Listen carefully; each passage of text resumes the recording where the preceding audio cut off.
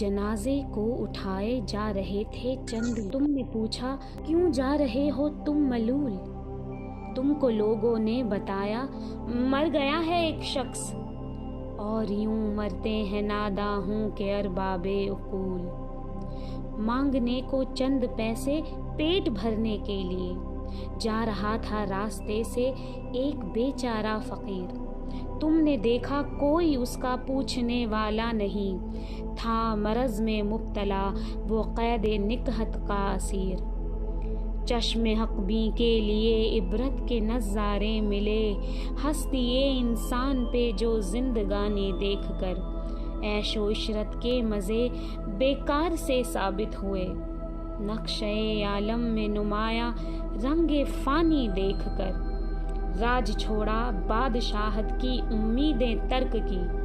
हो गया बेताब दिल रूहे हकीकत के लिए, छोड़ दी आसाइशें फिरते रहे तुम कू बकू। हस्तिए माबूद की नज़रे अकीदत के लिए, इज्तिराबाना बसर की जिंदगानी मुद्दतों। कुल्फते रह के उठाई मौसमों की शिद्दतें, की रियाजत रात दिन दिल की तसल्ली के लिए। जा बजा फिरते रहे की मुर्शिदों की खिदमतें, दूर बस्ती से गया के एक शजर की छाँव में। तुमको बिल्लाखिर सुकूने जावेदानी मिल गया, दफतन चमकी हकीकत की तजल्ली सामने। मेहनते पैहम से राज़े जिंदगानी मिल गया, मेहनते पैहम से राज़े जिंदगानी मिल गया। दुखों को ख़त्म करने का रास्ता मिल गया, मैंने सत्य को पा लिया। वो 7 हफ्ते बोधि वृक्ष के नीचे बैठे परम आनंद का रस लेते रहे और फिर औरों को राह दिखाने के लिए चल दिए। मैंने जो पाया है वो तुम्हें बताने आया हूँ, सुनो। दुनिया दुखों की खान है, इच्छाएं दुख की वजह। अगर तुम इच्छाओं पर काबू कर लो तो दुखों से मुक्त हो सकते हो। बुद्ध का प्रवचन सुनकर वो उनके शिष्य हो गए। इसी तरह संघ की स्थापना हुई। एक दिन एक महिला अपने मरे हुए बेटे को लेकर बुद्ध के पास आई और कहने लगी, कृपा करके मेरे बेटे को जीवित कर दीजिए, मेरा सिर्फ एक ही बेटा है। आप शांत रहो, एक काम करो, राई के थोड़े से दाने लाओ, लेकिन लाना उसी घर से जिस घर में कभी किसी की मृत्यु ना हुई हो। मैं तुम्हारे बेटे को जिंदा कर दूंगा। वो महिला घर घर जाकर वापस आई और बुद्ध से बोली, ऐसा कोई घर नहीं जिसमें किसी की मृत्यु ना हुई हो। जिसका जन्म हुआ है उसकी मृत्यु एक दिन होनी ही है। जिंदगी में दुखों के अलावा और कुछ नहीं। इच्छाओं से मुक्ति ही हमें दुखों से मुक्ति दिला सकती है। कुछ सालों बाद बुद्ध के पिता ने बुद्ध को बुलवाया और बुद्ध कपिल वस्तु पहुंचे। बेटा, मेरी इच्छा है तुम राजकाज संभालो। नहीं, मैंने तो शांति का रास्ता अपना लिया है। बेटे, क्या भिक्षा मांगना जरूरी है? हमारा यही नियम है। क्या मतलब? तुम राजकुल के वंशज हो? राजकुल के वंशज आप हैं महाराज। मैं तो प्राचीन बौद्धों का वंशज हूँ। वो भिक्षा मांगकर ही अपना गुजर बसर करते थे। फिर वो राजमहल में गए और अपनी पत्नी यशोधरा से मिले। यशोधरा बुद्ध के पैरों में गिरकर रोने लगी। अब बुद्ध को कपिल वस्तु आए हुए 1 हफ्ता हो गया था। राहुल देखो, वो सबके बीच जो सज्जन बैठे हैं वो तुम्हारे पिता हैं। उनके पास जाओ और उनकी संपत्ति से अपना भाग मांग लो। राहुल बुद्ध के पास गया और अपना भाग मांगने लगा। बुद्ध ने अपने शिष्य से कहा, मेरे पुत्र को भी संघ में शामिल कर लो। राहुल के साथ साथ राज परिवार के और भी लोग शामिल हो गए। इनमें देवदत्त भी था। देवदत्त बुद्ध का चचेरा भाई था और बुद्ध से बुरी तरह जलता था। वो राजगृह जाकर बिंबसार के बेटे अजातशत्रु से मिला और कहने लगा, राजकुमार, आप और कब तक राजा बनने का इंतजार करते रहेंगे? अपने पिता को कैद कराकर सिंहासन में बैठ जाइए ना। अजातशत्रु ने वैसा ही किया और फिर देवदत्त ने उससे बुद्ध को मारने के लिए मदद मांगी। अजातशत्रु ने बुद्ध की हत्या करवाने के लिए बड़ी चट्टान बुद्ध की ओर लुकवा दी। चट्टान बुद्ध से टकराई और चट्टान के 2 टुकड़े हो गए। अब देवदत्त के अनेक अनुयायी भी बुद्ध के संग में शामिल हो गए। अब अजातशत्रु ने नालगिरी हाथी को मदमस्त कर बुद्ध के रास्ते में छुड़वा दिया। नालगिरी हाथी गुस्से में पागल होकर बुद्ध की तरफ झपटा। बुद्ध ने शांति से मुस्कुराकर अपना हाथ उठाया और हाथी तुरंत शांत हो गया और उनके पाँव में गिर गया। ये सब करके अजातशत्रु भी सुखी नहीं था। वो अक्सर बीमार पड़ जाता था। अजातशत्रु के वैद्य ने बताया, आपकी बीमारी शारीरिक नहीं, मानसिक है। बुद्ध ही आपकी बीमारी ठीक कर सकते हैं। अजातशत्रु बुद्ध के पास गया और उनकी कोमल वाणी सुनकर उनका शिष्य बन गया। इसके बाद देवदत्त को भी पछतावा हुआ और वो बुद्ध के पास पहुंचने से पहले ही लड़खड़ाकर गिर पड़ा और कहने लगा, मेरा आखिरी वक्त आ गया है। मैं जान गया हूँ कि बुद्ध ने परम ज्ञान को पा लिया है। बुद्ध ने लंबी उम्र पाई और लाखों लोग उनकी शरण में गए। उनके उपदेशों से उन्हें शांति मिली। अलग अलग भाषाएं बोलने वाले और दूर दूर के देशों के लोग उनके अनुयायी बने। अब भी पैरव हैं तुम्हारे, तुम हो उनके देवता। अब भी पुर उनकी अकीदत से तुम्हारा जाम है। ये नताइज हैं तुम्हारे बेगरज आमाल के। तुम नहीं जिंदा मगर जिंदा तुम्हारा नाम है। तुम नहीं जिंदा मगर जिंदा तुम्हारा नाम है।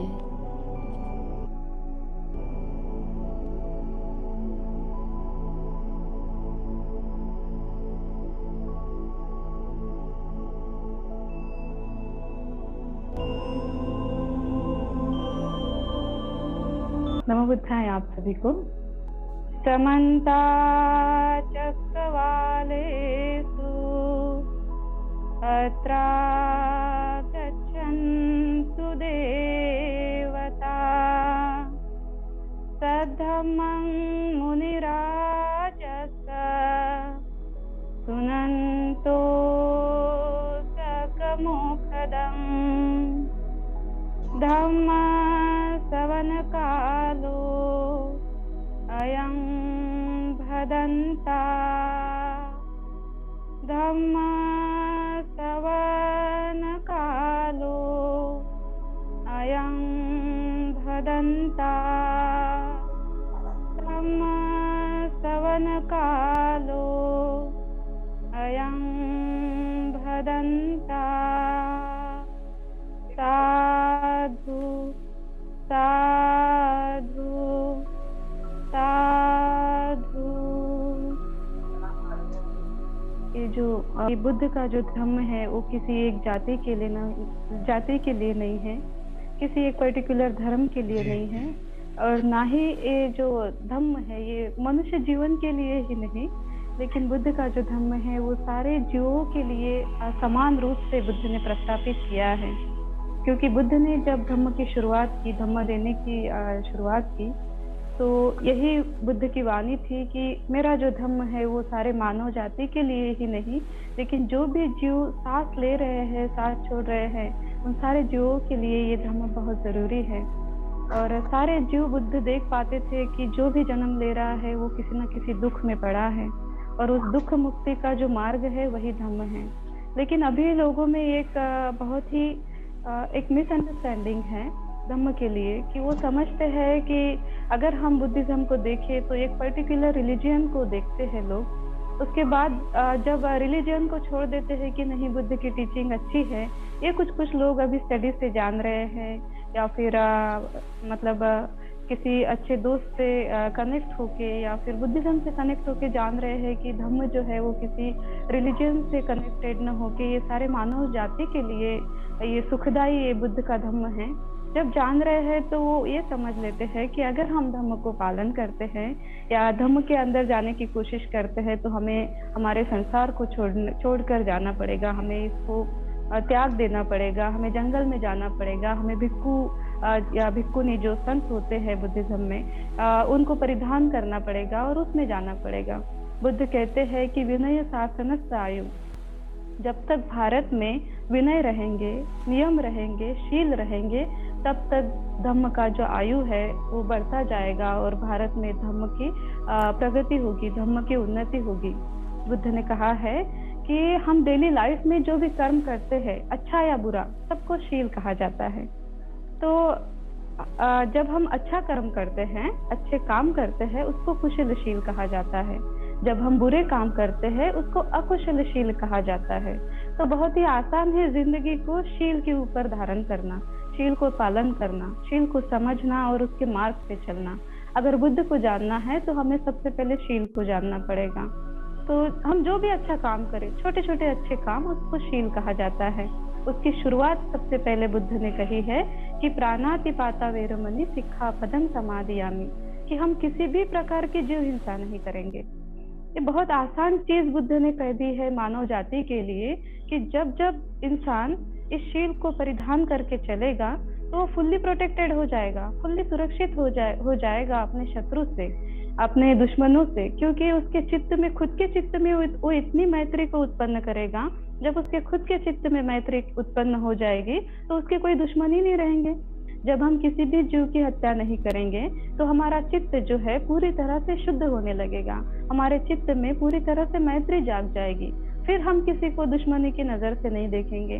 चाहे कभी कभी कोई हमसे कुछ बुरा भी कर दे तो हम ये सोचने के लिए मजबूर हो जाएंगे हमारे मैत्री के कारण कि शायद उसकी कोई मजबूरी होगी, इस कारण वो ऐसे कर रहा है। क्योंकि बुद्ध कहते हैं कि अगर आपने किसी भी जीव की हत्या करनी छोड़ दी तो प्रकृति का एक विनय है, एक रूल है कि जैसे हम प्रकृति के साथ करते हैं या प्रकृति में आके जिस तरह से हम काम करते हैं उसके फल हमें इस लाइफ में या फिर अगली लाइफ में या कभी ना कभी हमें मिलते ही रहते हैं। तो अगर हम किसी जीव की रक्षा करेंगे, किसी को नहीं मारेंगे, किसी को जीवदान देंगे तो हमारी आयु भी बढ़ जाएगी। जाने अनजाने में अगर हमसे कोई हिंसा हो भी जाती है तो उससे कोई मतलब उसका कर्म जो है वो इतना बड़ा नहीं होगा, लेकिन जानबूझ के हम किसी की हिंसा नहीं करेंगे, चाहे कौन सी भी परिस्थिति रहे। और इस तरह से बुद्ध ने सारे विश्व में मैत्री को प्रस्थापित किया। इसी के कारण बुद्ध एक मैत्री को प्रस्थापित करने के कारण आज पूरा वर्ल्ड बुद्ध की तरफ झुक रहा है, क्योंकि सारे जीवों को मैत्री चाहिए, प्रेम चाहिए, स्नेह चाहिए। तो इस तरह से ये पहला शील है, पानातिपाता वेरमणि सिक्खापदं समादियामि। जो दूसरा शील है जिसे कहते हैं अदिन्न दाना वेरमणि सिक्खापदं समादियामि, इसका मीनिंग ये है कि हम किसी भी प्रॉपर्टी को जो हमारी नहीं है उसका किसी भी तरह से नुकसान नहीं करेंगे। तो यही बात बुद्ध ने कही है कि आप सही में चाहते हो कि आप बहुत धनवान बने, आपके संपत्ति में बहुत बढ़ोतरी आए, तो अगर आप किसी के प्रॉपर्टी को किसी भी प्रकार से हानि नहीं पहुंचाओगे तभी जाके आपके संपत्ति में बहुत बड़ी उपलब्धि होगी, आपकी संपत्ति अपने आप बढ़ जाएगी और सुरक्षित हो जाएगी। तीसरी बात बुद्ध कहते हैं कि कामे सुमिच्छाचारा वेरमणि सिक्खापदं समादियामि। इसका मीनिंग ये है कि इस प्रकृति ने इंसान को बहुत ही खूबसूरत शरीर दिया है, ये कुछ इंद्र दिए है जिसको हम ऑर्गन्स बोलते हैं, बॉडी ऑर्गन्स बोलते हैं। तो जब हम खुद को देखते हैं, जो भी इंसान मनुष्य जीवन में जो पैदा लेते हैं, आंखें, कान, नाक, है ना, ये उसके जो सेंसेस है किसी को पूरी तरह से मिल जाते हैं तो किसी को पूरी तरह से नहीं मिलते हैं। कई हम देखते हैं कुछ लोग अंधे होते हैं, कोई बहरे होते हैं, कोई बोल नहीं पाते, कोई चल नहीं पाते, किसी को हाथ नहीं होते।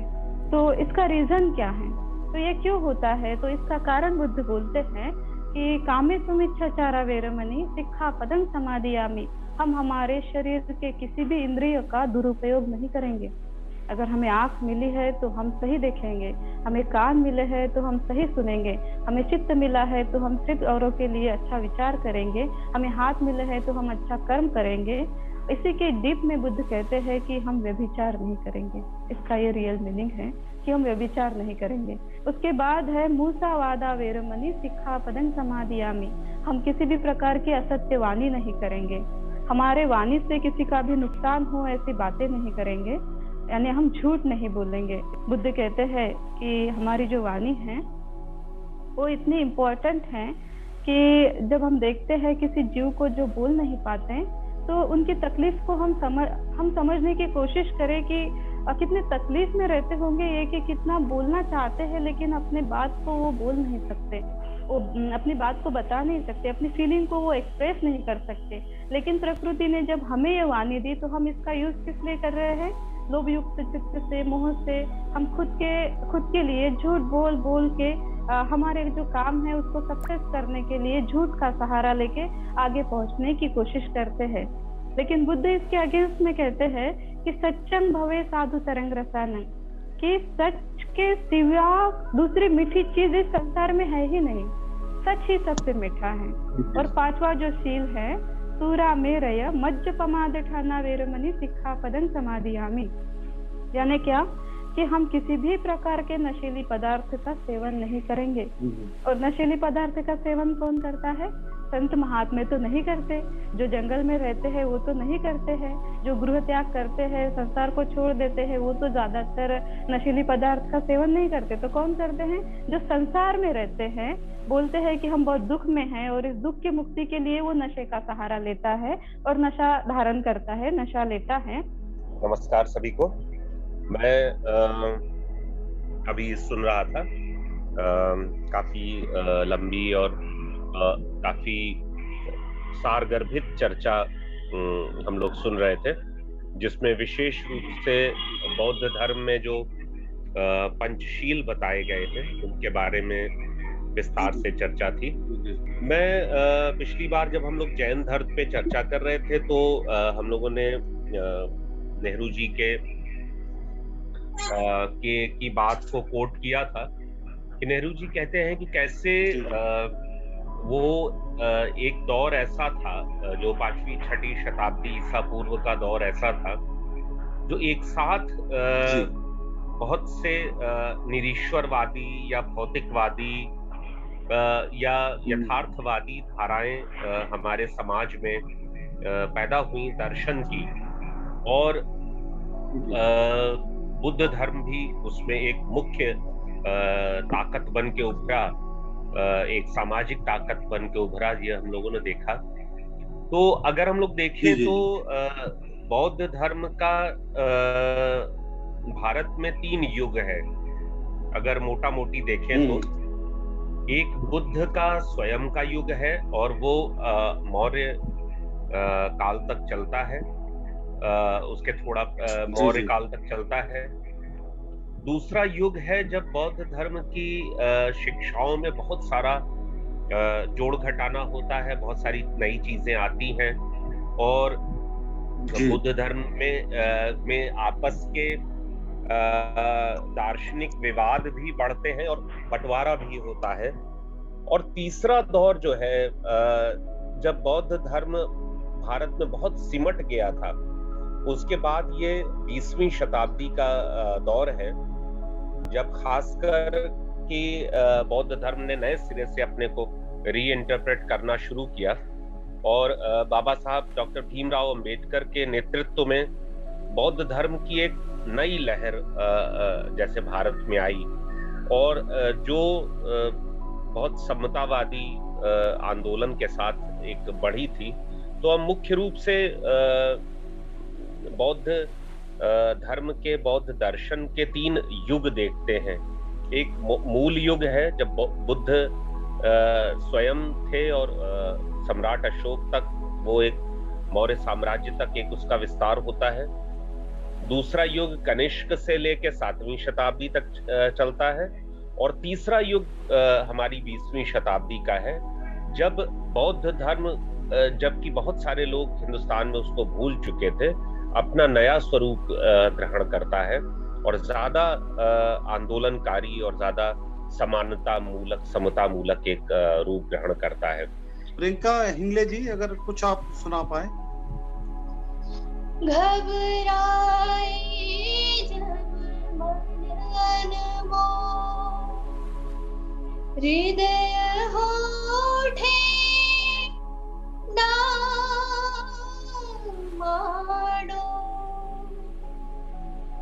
घबराए जब मन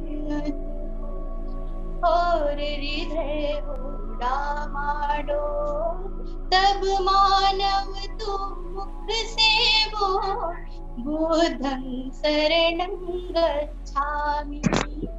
तब मानव तू मुख से बोल, बुद्धं शरणं गच्छामि, बुद्धं शरणं गच्छामि, धम्मं शरणं गच्छामि, संघं शरणं गच्छामि।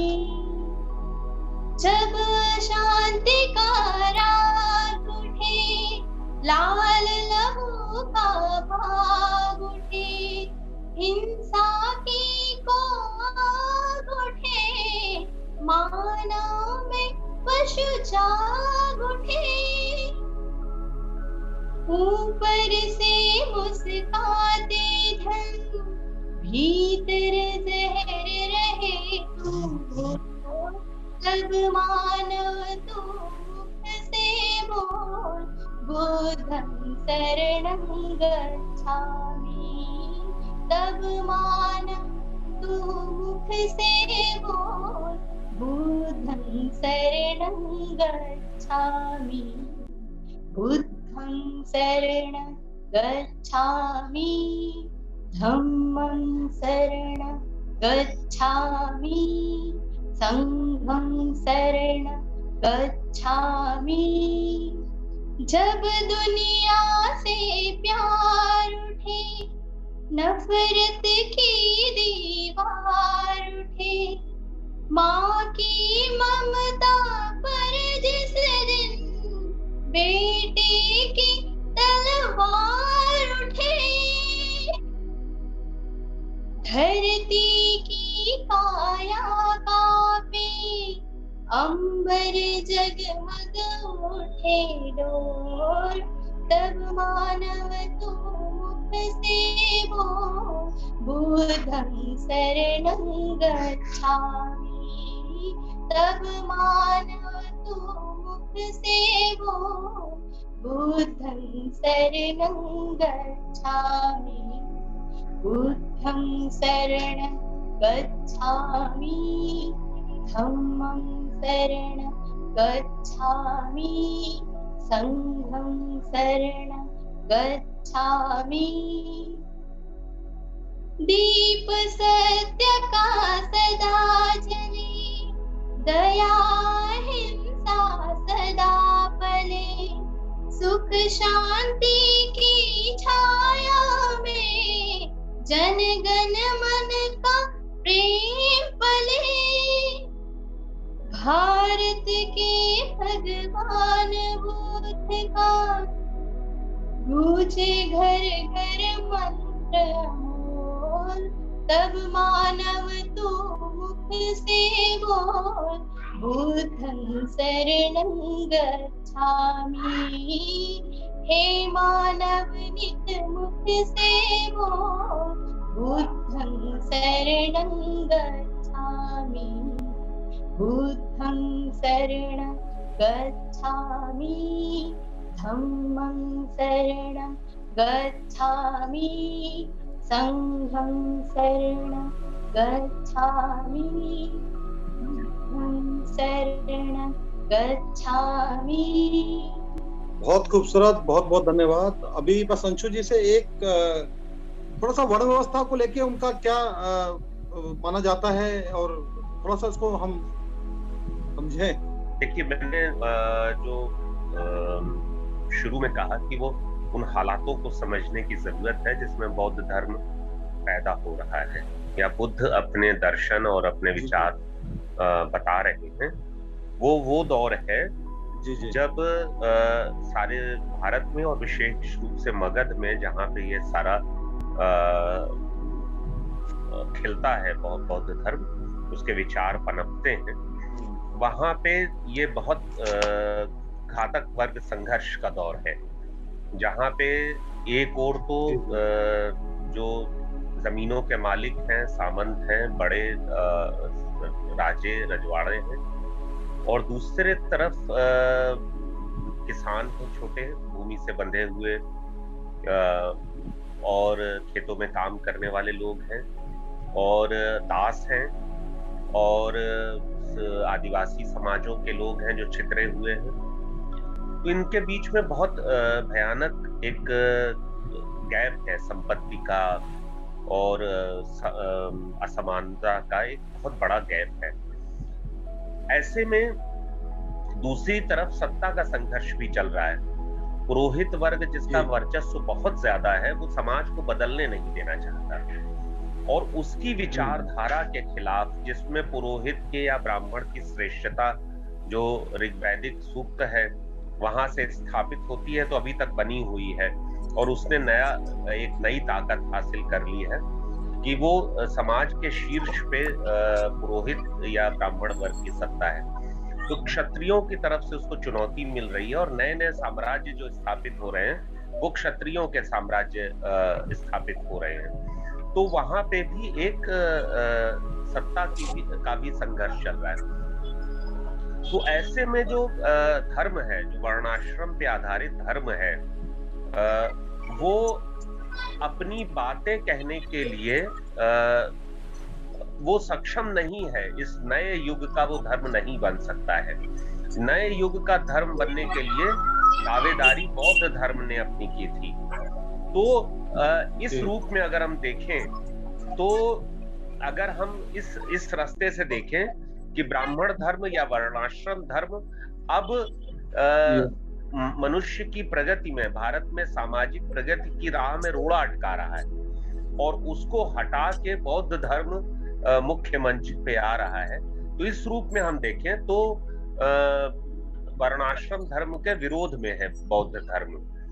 लेकिन सीधे सीधे बुद्ध ने वर्णाश्रम धर्म पे प्रहार किया हो ऐसा मेरी जानकारी नहीं है। लेकिन चूंकि वो एक नए युग का धर्म है और यहाँ तक कि उन्होंने जो दास थे उनके बारे में भी, दास प्रथा का भी कभी वैसे विरोध नहीं किया, चूंकि वो दास प्रथा की उन्नति का काल था। तो बुद्ध उस समय दास प्रथा का विरोध सीधे सीधे नहीं कर सकते थे। हालांकि उन्होंने दासों के प्रति सहानुभूति पूर्वक दृष्टिकोण रखने का आह्वान किया था और ऐसा हमको अशोक के शिलालेखों से पता चलता है कि महात्मा बुद्ध ने दासों के प्रति सहानुभूति रखने का, उन पे दया करने का आह्वान किया था। तो इस रूप से अगर हम देखें तो वर्णाश्रम धर्म के विरोध में तो बुद्ध जाते हैं, लेकिन वो जाति को पे भी सवाल उठाते हैं। अपने संघों में वो हर जाति के लिए अपने संघ को खुला करते हैं, ये तो करते हैं, लेकिन किसी वास्तविक भौतिक आधार पे आक्रमण नहीं करते हैं। तो वर्णाश्रम के प्रति, सामाजिक भेदभाव के प्रति बुद्ध का जो दर्शन है वो इस रूप में है। वो लगातार सभी जातियों के लिए संघ को खुला तो रखते हैं, लेकिन सीधे सीधे वो वर्णाश्रम धर्म पे हमला नहीं करते हैं। हमारे देश में बौद्ध धर्म के संस्थापक गौतम बुद्ध का जन्म जो हुआ था, सम्राट अशोक के शासन के दौरान बौद्ध धर्म को भारत में प्रमुखता मिली। धर्म के प्रचार के लिए कई मठ उनके ही शासनकाल में बनाए गए। कोई हैरानी की बात नहीं है कि भारत में बुद्ध वास्तुकला को दर्शाने वाली कई प्रमुख रचनाएं हैं। यह तो सम्राट अशोक थे जिन्होंने बौद्ध धर्म को अपने राज्य मगध के धर्म के रूप में स्थापित किया। उन्होंने देश भर में बौद्ध धर्म के प्रसार के लिए कई स्थापत्य इमारतों का निर्माण कराया।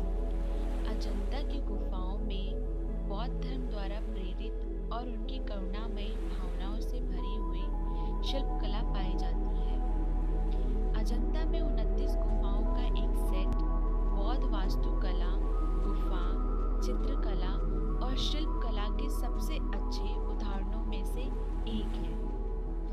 बौद्ध आर्किटेक्चर का विकास भारत और भारतीय उपमहाद्वीपों में हुआ। इस वास्तुकला के प्रमुखता से 3 प्रकार होते हैं: चैत्य, स्तूप और विहार। स्तूप का शब्दक अर्थ होता है मिट्टी का टीला। सांची, भरहूर और अमरावती भारत के सबसे पुराने स्तूपों में से है। कहते हैं स्तूप भगवान बुद्ध का रूप है, एक बैठा हुआ बुद्ध जो ध्यान मुद्रा में लीन है, सिंहासन पर मुकुट धारण किए बैठा है। उनका मुकुट मतलब स्तूप का शिखर, उनका सर मतलब शिखर के नीचे का चौकोर आकार वाला आधार। स्तूप का अंग उनका अंग है और सीढ़ियाँ उनके पैर हैं तथा प्रतिपदिका उनका सिंहासन। विहार का मतलब रहने की जगह। बौद्ध भिक्षुकों के लिए बारिश के वक्त रुकने के लिए ये बनाए गए थे, लेकिन समय के साथ ये बस्तियों में तब्दील हो गए। इनका इस्तेमाल बौद्ध धर्म की दीक्षा लेने वाले छात्र आदि की पाठशाला और बौद्ध धर्म की पढ़ाई के लिए होने लगे। चैत्य का मतलब है मंदिर, जिसके बीचों बीच स्तूप रहता है। बहुत बार चारों ओर बड़े स्तंभ घेरे में खड़े बनाए हुए होते हैं। यहाँ पर भिक्षुक एक साथ अर्चना और ध्यान धारण करते हैं। बौद्ध वास्तुकला से हमें जिन पहाड़ियों पर चढ़ाई मुश्किल होती है, उन पहाड़ियों में चट्टानों को काटकर गुफा आदि आकार बने मिलते हैं। पहले तो ये पूरी वास्तुकला बहुत ही सादी और सरल होती थी, लेकिन राजाओं और व्यापारी समाज की मदद से सजावटी, सुंदर और पेचीदा होती गई। बौद्ध गया भारत में बौद्ध धर्म का केंद्र है। ये धार्मिक स्थल और तीर्थ स्थल बिहार राज्य के महाबोधि मंदिर परिषद के साथ जुड़ा हुआ है।